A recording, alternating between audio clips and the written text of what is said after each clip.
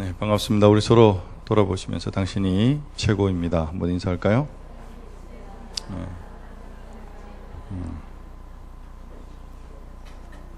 최고 맞나요? 네, 스스로는 무익한 종입니다. 이렇게 생각하셔야 됩니다. 예, 오늘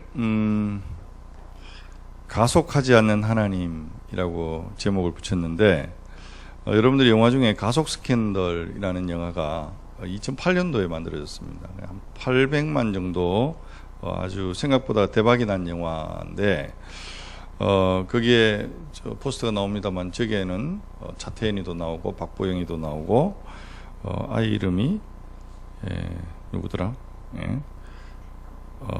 왕석현이라고 하는 아이가 떴죠. 그래서 저기에 포스터에는 나오지 않지만 임지규라고 하는 박보영의 어린 시절에 임신시킨 장본인이죠. 이 친구가 아주 예수 잘 믿는 친구입니다.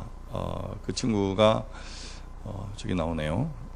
간증을 한 번씩 교회에서 하는 걸 보는데 이런 이야기를 해요. 이 영화가 대박이 나면서 차태현이나 또 박보영이나 또 왕석현은 완전 CF도 찍고 아주 잘 나갔는데 자신은 너무 쉽게 잊혀지더라. 그래서 마음에 좀 속상함이 많았다. 그런 이야기를 하는데 그런데 그 형제의 간증 속에 아주 중요한 이야기가 뭐냐면 하나님이 결코 가속하지 않으시더라.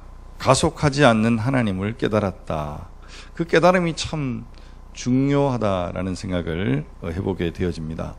하나님은 우리의 인생을 이렇게 경영해 나가심에 있어서 하나님의 나라를 이루어 가심에 있어서 하나님의 방법대로 하나님의 규정 속도대로 유유히 하나님의 나라를 오늘도 우리의 삶 가운데 이루어 나가시는 줄로 믿습니다. 그래서 오늘 가속하지 않는 하나님이라는 제목을 좀 붙여봤는데요. 다윗 왕이 왕으로서 3번 기름 부음을 받습니다. 제가 오늘 본문을 선택한 것은 다음 주가 특별 새벽 기도회인데 큐티 본문을 하지 않을 거예요. 그래서 좀 여러분들이 사무엘 하의 맥락을 놓치지 않는, 그러나 또 오늘 이 말씀을 통해서 이 시점 우리에게 주는 하나님의 메시지가 있기 때문에 오늘 이 본문을 선택했는데, 다윗 왕이 지금 통일 왕국의 왕이 되어지기까지 3번에 걸쳐서 기름 부음을 받게 되어집니다. 가장 먼저가 어디죠? 찬양대. 아버지 이새의 집에서 기름 부음 받죠. 사무엘이 기름 붓기 위해서 갔을 때 그곳에 다윗은 없었어요. 아버지의 심부름으로 양떼를 치고 있었습니다. 사무엘이 보기에는 다윗의 형들이 다 키도 크고 멋지게 생겼지만 하나님의 택한 사람은 선택하는 기름 부음이 있었죠. 두 번째는 블레셋 시글락이라고 하는 곳에 살던 다윗이 유대 장로들에 의해서 헤브론에 와서 한 지파의 왕이 되어집니다. 유대 지역의 유대 지파의 왕으로서 기름 부음 받는 것이 두 번째 장면이고, 오늘 본문이 3번째 기름 부음을 받게 되어지는데 오늘 그 현장을 좀 생각을 해보려고 합니다. 여러분 1절 말씀, 5장 1절 말씀을 우리 같이 한번 읽어볼게요. 다 같이 시작.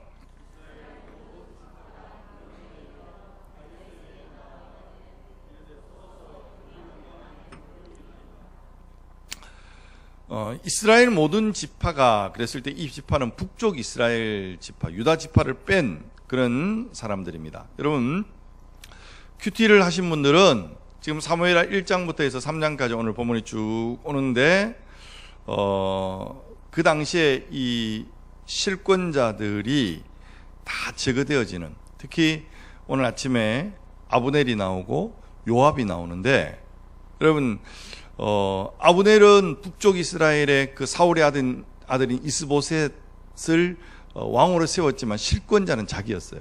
그래서 사울의 첩을 범하는 사건을 행함으로 이스보셋의 책망을 받고, 책망을 받자 이 아브넬이 다윗에게 나라를 갖다 바치려고 하는, 그 속에 요압이라고 하는 장군이 자기의 동생 아사헬의 죽음을 복수하기 위해서 이 아브넬을 죽이는, 그래서 이 보면 이 무슨 이야기야? 물고 물리는 피해 살인극이 일어나면서 싸그리 이 실권자들이 정리가 되는 장면을 우리가 만나게 되어집니다. 근데 여기 보면 1절 다윗은 칼을 들고 개입하지 않아요. 자기 스스로가 저지른 결과를 다윗의 입장에서는 거의 공짜로 그 결과를 받아들이게 되어지는 상황이 옵니다. 북쪽 이스라엘의 이 권력의 공백이 이루어지게 되어지면서 스스로가 다윗에게 와서 자신의 왕이 되어 주십시오라고 요구하고 있는 장면이 오늘 1절의 이야기입니다. 놀라운 것은 통일 이스라엘의 왕 위에 오르기까지 다윗이 스스로 쟁취하고 계획하고 뭔가를 전진시킨 스케줄이 하나도 나오지 않는다는 거예요. 신기한 건 한 건 한 건 신묘막측하게 사람 눈에 보기에는 우연한 것처럼 보이고 어쩌다가 생긴 일처럼 보여지지만 그 결과 모든 삶의 그 방향성들이 다윗에게 모아지고 있는 이 그림을 오늘 우리는 그려볼 수 있어야 합니다.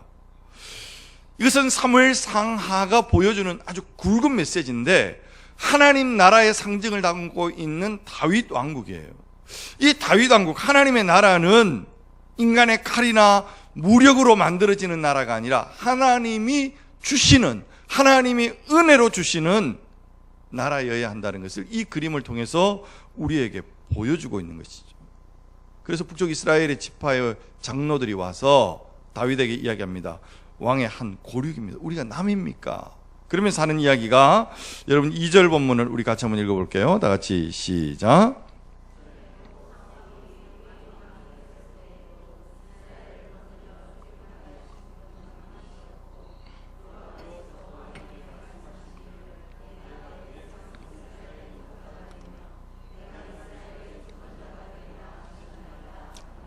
아멘. 이스라엘 장로들이 다윗을 찾아와서 지금 2절에 이야기하고 있는 것은 다윗이 통일 이스라엘의 왕이 되어야 될 신학적 근거를 제시하고 있습니다. 이런 이야기를 합니다. 여호와께서도 왕에게 말씀하시기를 네가 내 백성 이스라엘의 뭐가 되어야 된다고요? 목자가 되며. 다윗이 3번 기름 부음 받았다는 이야기를 앞에서 이야기했습니다. 첫 번째 기름 부음 받을 때 그가 어디에 있어요? 양치고 있었어요. 즉 한 가정에 목자로 생활하고 있을 그때에 하나님이 그를 들어서 기름 붓는, 여러분 성경에 쓰임받은 많은 사람들의 이야기를 통해서 오늘 우리에게 성경이 일관되게 말씀하는 것은 네가 작은 일에 충성하였음에 큰 것도 맡기겠다라고 하는 이 메시지예요. 이것을 보면 하나님의 사람, 오늘 우리 성도들이 우리 안에 일어나는 작은 일상 속에 행하시는 구체적인 삶의 내용 속에 하나님의 나라가 임하고 하나님의 나라가 확대되어져 간다고 하는 그 사실을 우리는 잊지 말아야 합니다. 그래서 오늘 우리가 살아가는 소소한 일상, 이 하루의 삶이 그냥 소소하지 않다는 거예요. 여러분 그렇지 않나요? 이거 잘 몰라요 우리가. 여러분 사무엘상을 1장부터 3장까지 읽으면서 무슨 이야기를 하려고 할까? 그림을 전체적으로 그리지 않으면 어려운 이야기가 바로 거기에 있습니다. 하나님께 쓰임받은 하나님의 사람들의 이야기를 시간표를 쫙 해놓고 거꾸로 추적해다가 보면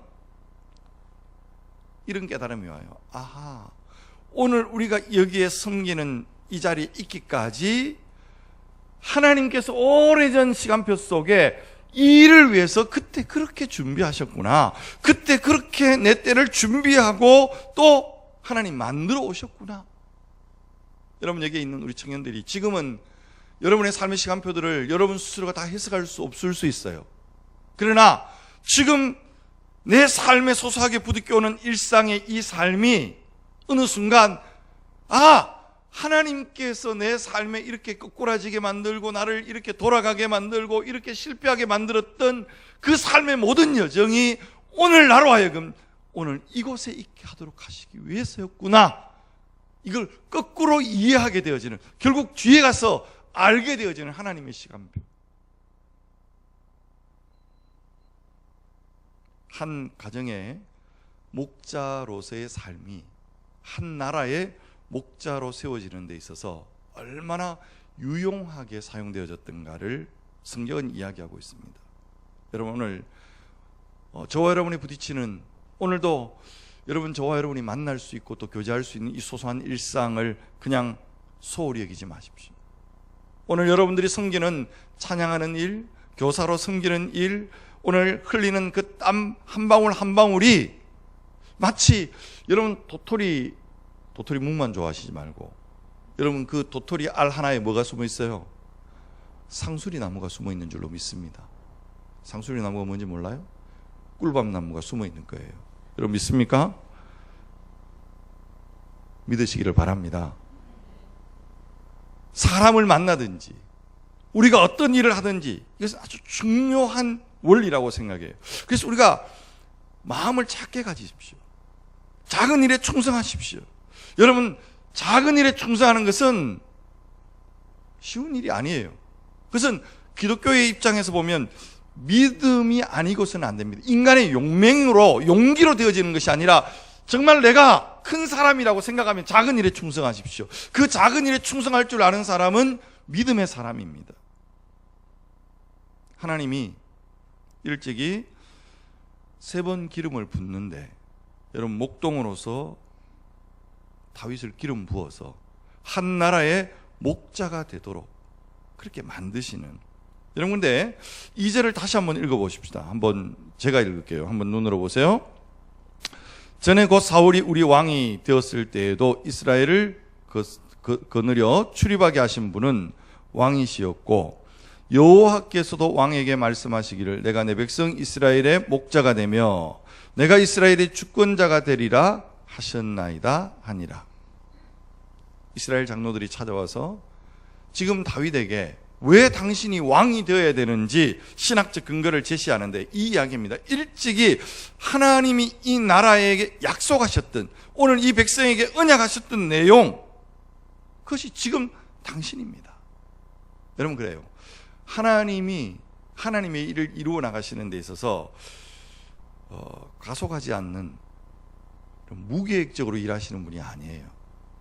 우리가 보기에는 우연처럼 보이고 우리가 보기에는 그냥 어쩌다가 일어난 일처럼 보이지만 하나하나 차츰차츰 언약하신 대로, 약속하신 대로, 여러분 그래서 우리가 기도하는 것, 약속을 붙드는 것, 여러분 작게 생각하지 마세요.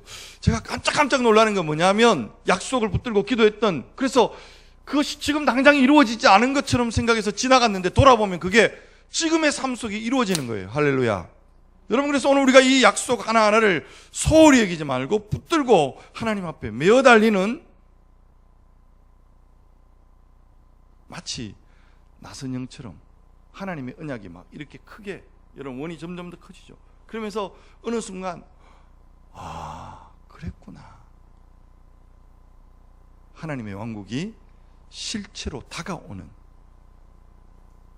계속 한번 말씀을 나갑시다. 3절 말씀 같이 한번 읽어볼게요. 다 같이 한번 시작. 이에 이스라엘 모든 장로가 헤브론에 이르러 왕에게 나오매 다윗 왕이 헤브론에서 여호와 앞에 그들의 언약을 맺으며 그들이 다윗에게 기름을 부어 이스라엘 왕으로 삼으니라. 아멘. 헤브론, 아직 예루살렘으로 가지 않은, 여기에서 7년 6개월 동안 유다의 한 지파의 왕으로 다윗이 섬깁니다. 그리고 여기서 3번째 기름 부음을 받게 되어지는데, 3번째 기름 부음으로서 뭐가 완성됩니까? 이스라엘의 통일 왕으로 즉위하게 되는. 여러분, 하나님이 능력이 없어서 한꺼번에 다윗을 이스라엘의 왕으로 삼을 수 없었을까요? 그렇지 않아요. 다윗에게 나라를 통째 맡기기 전에 한 가정의 목동으로, 한 지파의 왕으로 그릇을 만들어 가시는 하나님을 우리는 여기서 만나게 되어지는, 그래서 3번째 기름 부음으로 이제 통일의 왕이 되어지는, 이때에 4절 5절 말씀을 보시면 다윗의 나이가 몇 세입니까? 30세 왕위에 올라 몇 년을 다스려요? 40년 동안 다스렸을 때, 헤브론에서 7년 6개월 동안 유다를 다스렸고 예루살렘에서 33년 동안 온 이스라엘과 유다를 다스렸더라. 여기까지가 다윗의 통치 기간의 요약한 내용입니다. 이제 좀 강론으로 들어가는데, 어떻게 하나님께서 그 다윗을 하나님의 사람으로 삼으시는가? 여러분 거기에 6절 말씀을 한번 보십시오. 왕과 그 부하들이 예루살렘으로 가서 그 땅 주민 여부수 사람을 치려하매. 자, 여러분 예루살렘으로 갑니다. 그런데 거기 누가 살고 있다고요? 여부수 사람이 살고 있어요. 여러분 한번 생각을 한번 잘 해보십시오. 여호수아서 사사기, 이스라엘 백성들이 가나안 땅에 들어가서 이 가나안을 점령해 나갑니다. 다 점령하는데 아직까지도 정복하지 않는 땅이 어디예요? 예루살렘이에요. 예루살렘이 정복되지 않았고 거기에 누가 있었어요? 여부수 사람들이 살고 있었어요. 그런데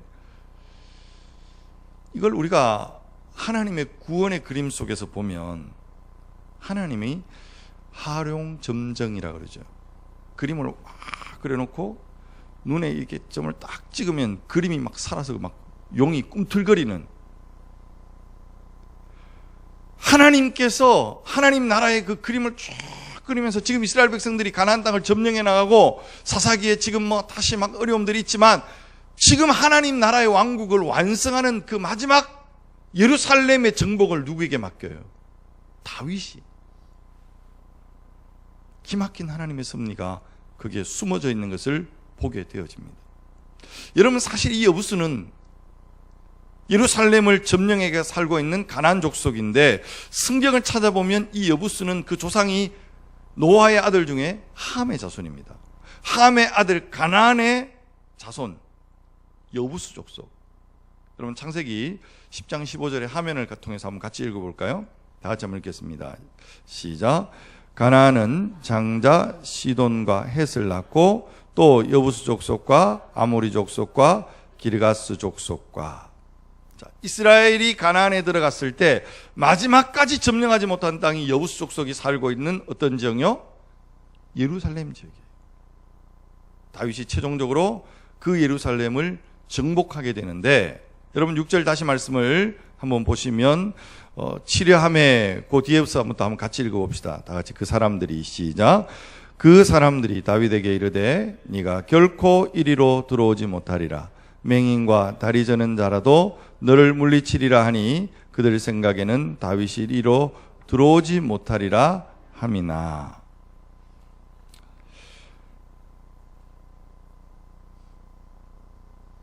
지금 다윗이 왕이 되어서 가장 먼저 여러분 잘 생각하세요. 왕 되자마자 예루살렘 정복, 블레셋 치고 법궤를 예루살렘에 드리려고 하는 다윗의 그 그림이 그려져야 돼요. 그런데 예루살렘을 치러 갔더니까 여부 사람들이 하는 말이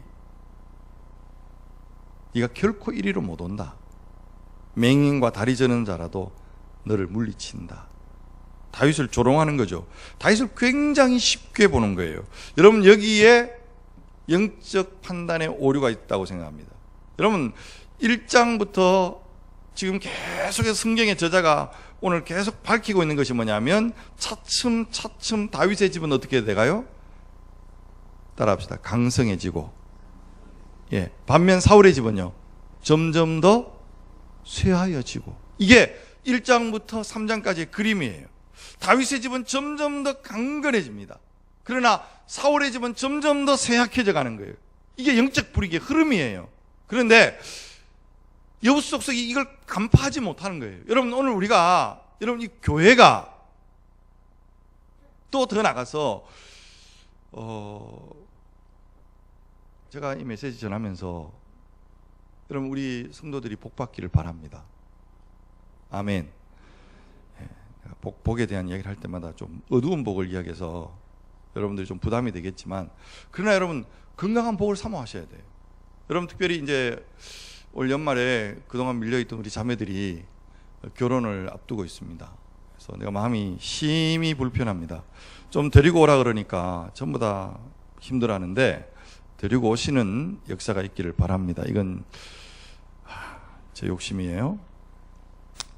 그런데 결혼을 할 때 기도하게 되는 것은 하나님 가장 먼저 건강의 복을 주십시오. 건강하셔야 됩니다. 여러분 건강의 복을 구하십시오. 그래야 하나님 일 열심히 하죠. 그 다음은요, 점으로 복도 구하십시오. 맨날 막 기복주의 신앙 비판하면서 재물회복. 아니요. 하나님 앞에 여러분들이 건강한 생각과 건강한 비전을 가지고 재물회복을 구하는 것은 하나님이 합당하게 보십니다. 세 번째가 자녀의 복, 그리고 지혜의 복. 마지막, 여러분 이 네 가지의 모든 복이 있다 할지라도 이게 없으면 꽝이에요. 마지막 복이 뭘까요? 따라합시다. 영적인 복. 예, 제가 한번 이런 이야기 했어요. 책 읽다가 너무 이렇게 마음에 와닿던, 아무리 똑똑해도 부지런한 사람 못 이긴다고 그래요. 우리 고등학교 때 가는 친구들한테, 우리 찬영이한테 한 번씩 이야기하는 건, 고등학교의 공부는 머리로 하는 게 아니라 엉덩이로 하는 거다, 그런 이야기 하는데, 누가 더 의자에 앉아 있느냐의 싸움이다. 사실 부지런한 게 중요하죠.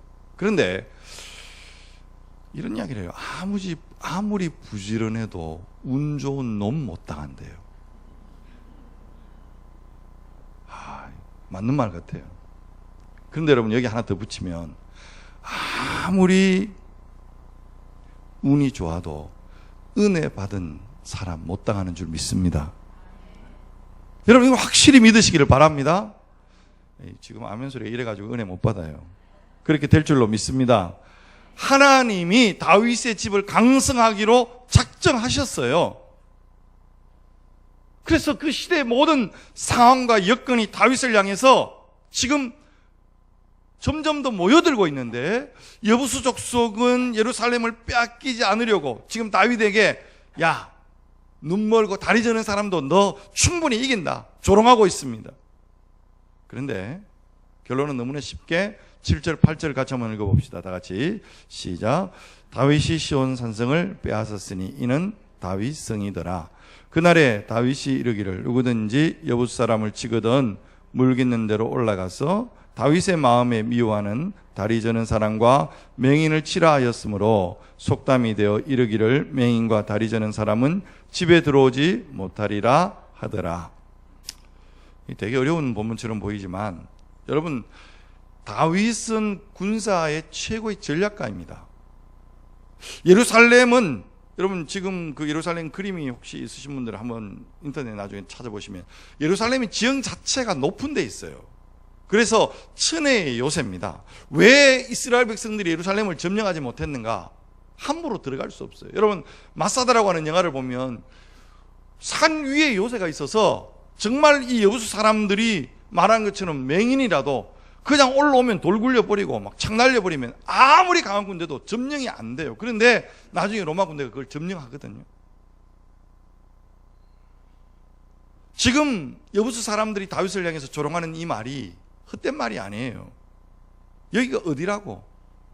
너희 정도라면 장애인이라도 너희를 막을 수 있다, 조롱합니다. 그런데 은혜 받은 사람을 감당 못한다는 말이, 하나님이 다윗에게 은혜를 주었어요.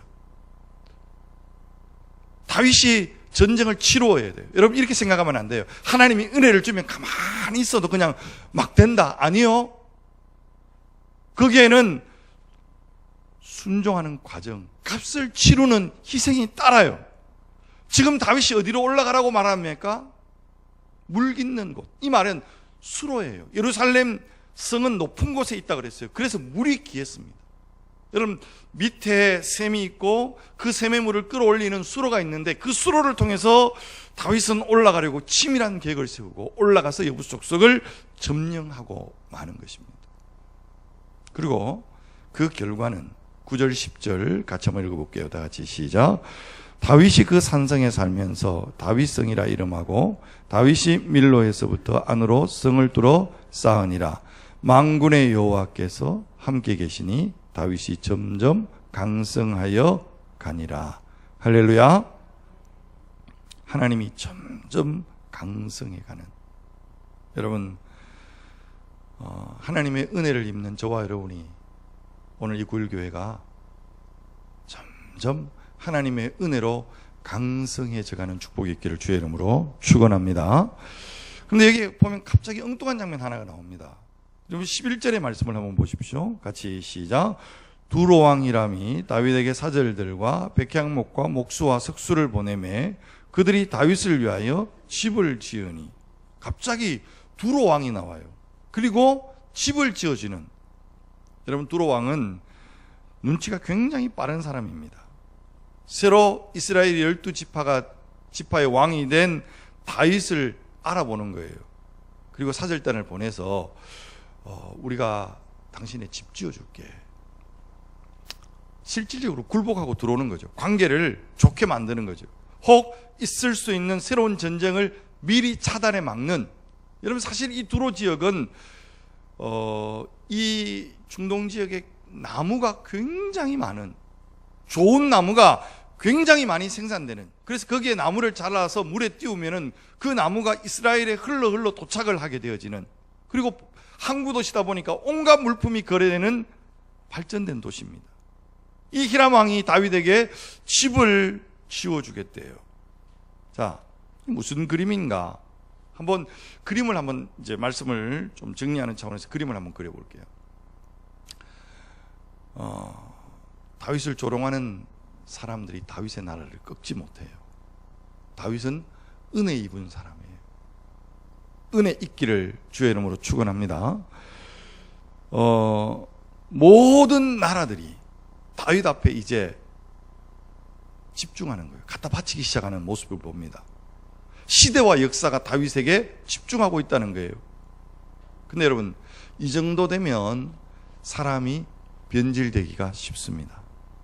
사람이 성공하고 힘이 생기는 것도 중요하지만 그 성공과 힘을 유지하는 것은 더 어렵습니다. 그런데 12절에 보면 아주 중요한 고백을 다윗이 합니다. 같이 한번 시작. 다윗이 여호와께서 자기를 세우사 이스라엘 왕으로 삼으신 것과 그의 백성 이스라엘을 위하여 그 나라를 높이신 것을 어떻게 했더라? 여러분, 알아가는 역사가 있기를 주의 이름으로 축원합니다. 여러분, 모르는 걸 뭐라고 그래요? 배은망덕이라고 그러죠. 여러분, 이 간단한 하나님이 하신 것을 아는 것과 그것을 배은망덕하는 것, 이 작은 차이가 인생을 무너뜨리기도 하고 한 인생을 세우기도 합니다. 여러분, 목회 이 구일교회에서 지금 20년째 이렇게 해오면서 많은 이 목사님들의 그 삶의 모습을 보면서 제가 깨닫는 게 있다면, 그러면 힘들고 어려울 때는 누구나가 겸손해요. 그러나 교회가 부흥하고 어느 정도 된다 싶을 때 얼마나 두려워해야 되고 얼마나 조심해야 되는지. 그냥 자기가 잘나서 설치고 자기가 잘나서 뭔가 된 것처럼 설치다 보면 속으로 저러다 큰일 나는데, 이 생각 저절로 들어요. 성경의 일관된 메시지는 교만은 패망의 선봉이다. 교만은 왜 패망의 선봉입니까? 하나님께 돌아갈 영광을 자기가 가지는 거예요. 사랑하는 성도 여러분, 여러분 뭐 좀 잘 나가십니까? 여러분이 지금 인생에 좀 고지에 서 있다고 생각하십니까?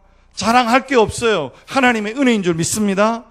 그걸 잊어버리면 실패하는 거예요. 그런데 사람은 이걸 잊어버리고 산단 말이에요. 우리 인생에 깊이 뿌려내려진 이 교만한 태도, 교만이 하나님 가장 싫어하는 삶의 방식. 사울의 삶의 방식과 다윗의 삶의 방식을 비교해보면 사울은 결국 세상에 보이는 것, 크기의 싸움에 나라를 경영하고 계속 거기에 매입니다. 다윗은요? 다윗도 무너질 때 있었습니다. 다윗이 얼마나 약했어요. 하나님 앞에 묻지 않을 때 그는 다윗에게, 블레셋에게 망명하고 가드왕 앞에서 흐느적거리고 시글락에 머물렀다가 이러지도 저러지도 못하고 나중에는 결국 하나님 앞에 묻지 않다가 여인을 범하는 결정적인 실수까지 해요. 그러나 그 다윗이 하나님 앞에 쓰임받는 이유 한 가지를 딱 붙들려면 나단이 책망합니다. 그 책망 앞에 변명하지 않고 내가 죄악 중에 출생했습니다. 하나님 나를 불쌍히 여겨주십시오.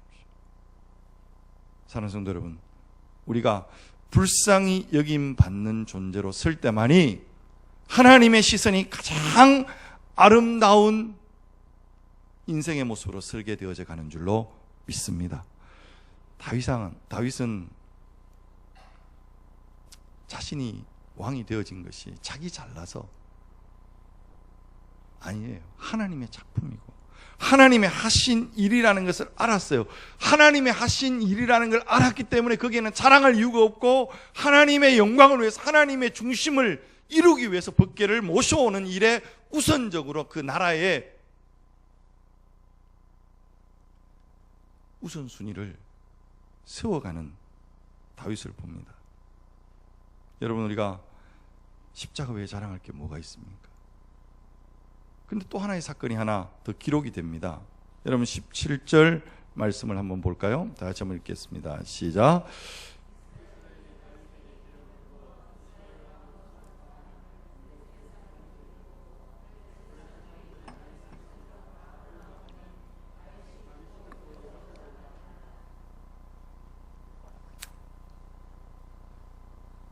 (18절부터) 또 계속 보십시오. 블레셋 사람이 이미 이르러 르바임 골짜기에 가득한지라. 19절 같이 한번 읽읍시다. 시작. 다윗이 여호와께 여쭈어 이르되 내가 블레셋 사람에게로 올라가리이까 여호와께서 그들을 내 손에 넘기시겠나이까 하니 여호와께서 다윗에게 말씀하시되 올라가라 내가 반드시 블레셋 사람을 내 손에 넘기리라 하신지라. 아멘.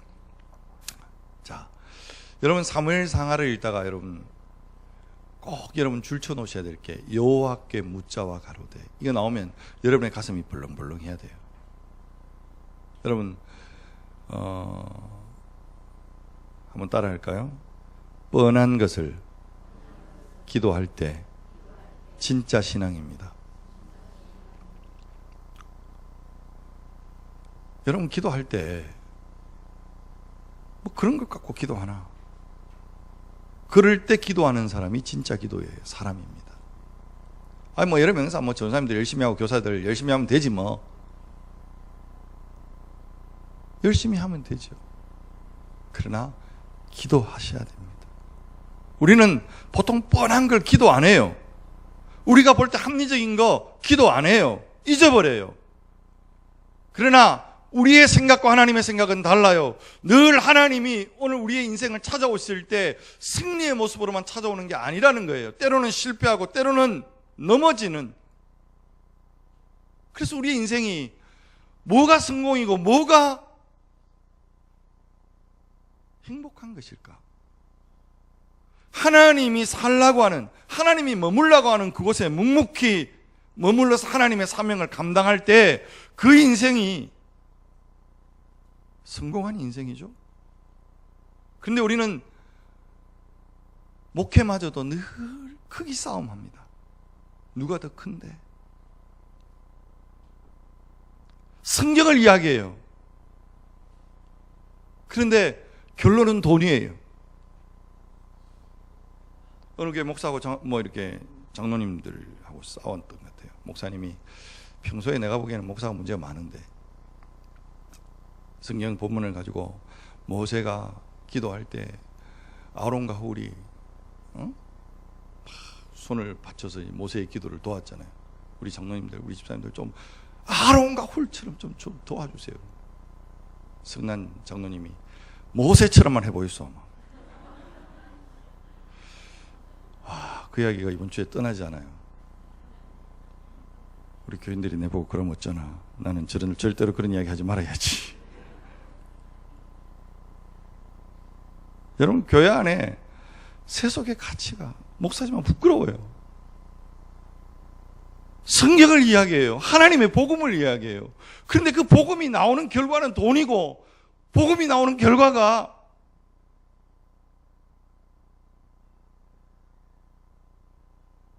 부끄럽단 말이에요.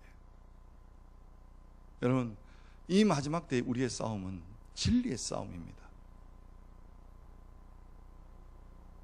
여호와께 물어야 돼요. 뻔히 아는 거지만 하나님 앞에 물어야 돼요. 한 번 더 22절 말씀을 보십시오. 똑같은 사건 하나가 더 나옵니다. 같이 한번 22절 23절 시작. 블레셋 사람이 다시 올라와서 르바임 골짜기에 가득한지라 다윗이 여호와께 여쭈니 이르시되 올라가지 말고 그들 뒤로 돌아가서 뽕나무 숲을 맞은편에서 그들을 기습하되. 여러분, 블레셋 사람이 2번 올라와요. 그런데 전쟁은 동일한 전쟁인데 앞의 방법과 뒤의 방법이 같아요, 달라요? 달라요. 여러분, 이걸 우리가 잘 기억해야 돼요. 똑같은 대적이지만 하나님의 일하시는 방법은 달라요. 하나님은, 따라합시다. 하나님은 자유로우신 분입니다. 믿습니까? 여러분, 우리의 좁은 경험 속에 하나님의 역사를 가두지 마세요. 교회 가서 제일 어려운 사람들은 역사와 전통을 자랑하는 사람이에요. 해보니까 안 되더라 이거예요. 역사와 전통을 자랑하는 교회 교육전사로 처음 가서 막 복음의 열정은 있고 막 전도하고 싶은데 이런 프로그램 저런 프로그램 할 때마다 장로님 하시는 말씀이 목사님, 전도사님 그거 옛날에 다 해봤는데 안 돼요. 길을 팍팍 죽여놨어요.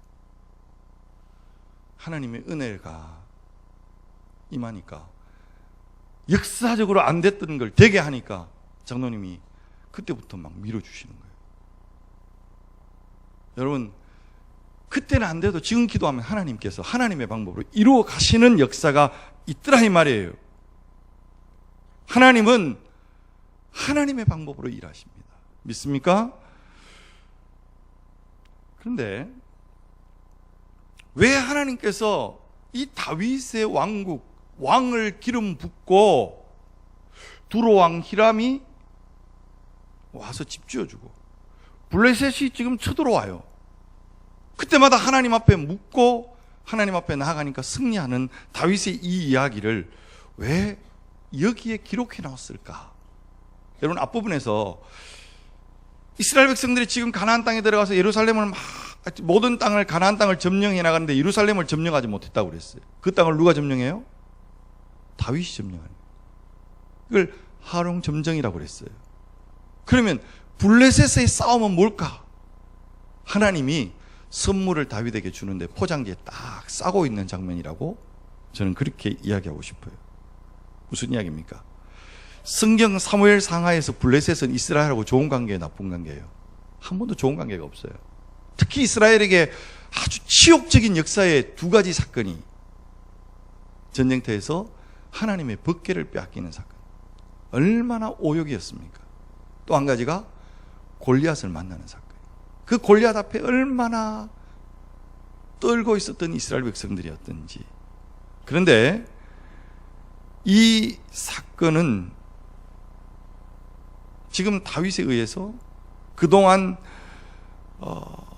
계속 고통을 당하고 계속 괴로움을 당했던 블레셋이 다윗에 의해서 정복되는, 그리고 다윗의 왕국, 다윗의 통치 기간 동안 블레셋은 그들의 적이 될 수가 없는, 이게 하나님의 은혜 입은 자에게 주시는 하나님의 삶, 이스라엘의 오역이 마침표를 찍게 되는 사건이다 이 말이에요.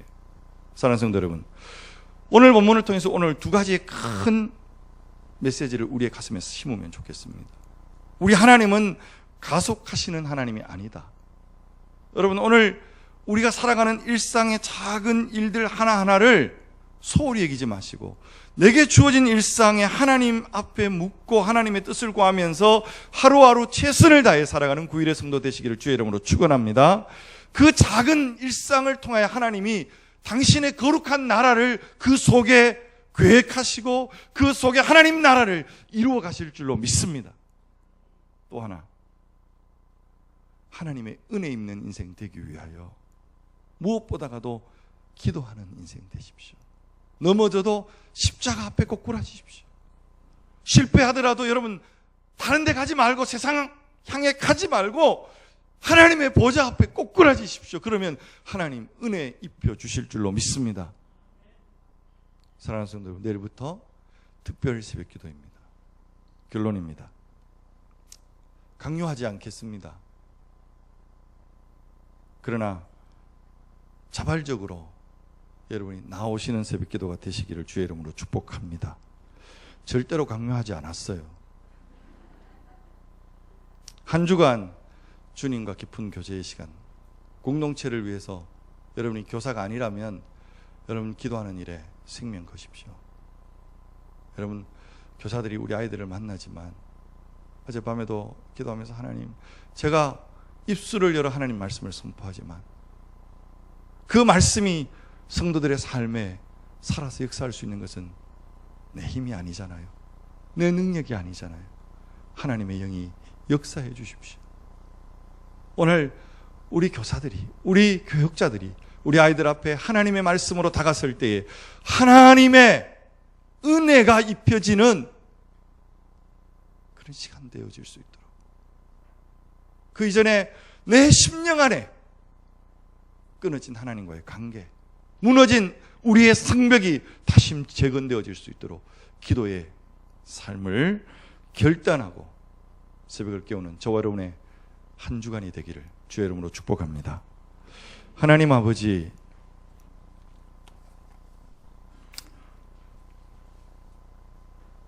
작은 일상의 삶을 섭리하셔서